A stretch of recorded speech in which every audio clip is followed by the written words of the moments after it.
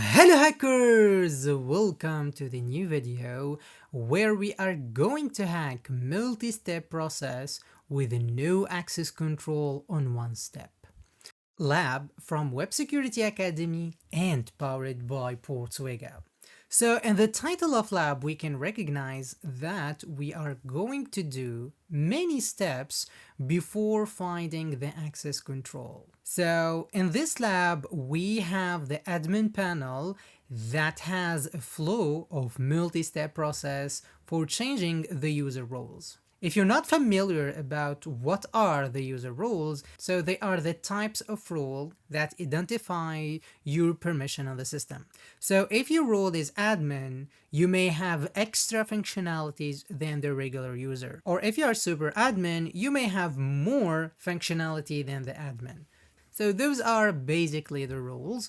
And here, all what we have to do is to familiarize with account administrator. So we will try to test how we can upgrade or downgrade users. And to solve the lab, all what we have to do is to connect as a regular user, call it Wiener, and use that flow to upgrade our account of regular user to be an administrator. So guys, if you like this kind of content, please don't forget to subscribe to my channel, like this video, and if you have any suggestion or any question, please put it in the comment below, and let's start. And here we go everybody. So the first step, let me activate Foxy Proxy. I'm going to use Community Edition.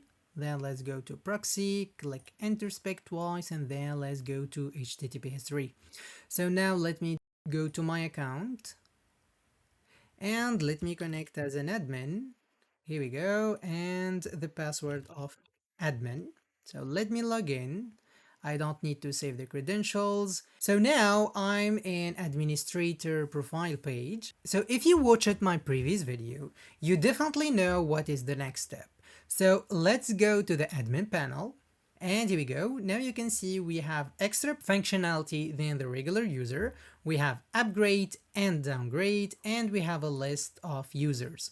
So we have a Carlos, which is a normal user. So its role equal to normal, and we have administrator user, its role is admin, and then we have a Wiener, its role is normal. So what I'm going to do, I'm going to test now based on a Carlos account. So let me try to upgrade user, and here we go.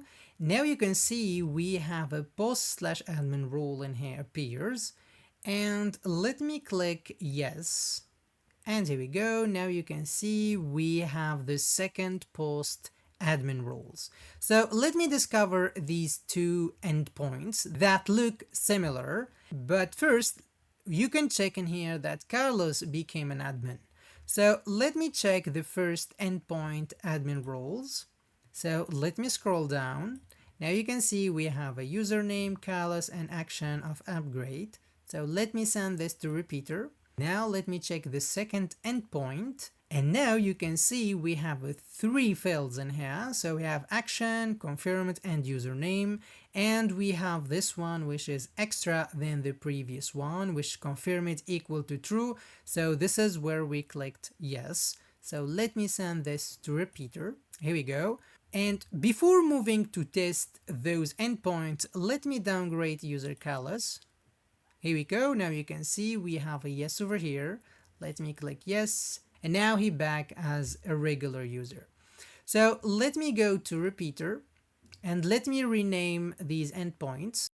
So this one is the second request, so I'm going to call it second, and definitely this one is the first. Sorry, this is second, not 22. So my duty here is to try these endpoints with a regular user, which is Wiener. So let me go to my account and log out. And now let me log in as a Wiener. Here we go, and the password of Peter. So I don't need to save credentials. And now what I'm going to do is to replace this session. So basically cookies are the way to identify user on the system and to check if this request came from the right user or not.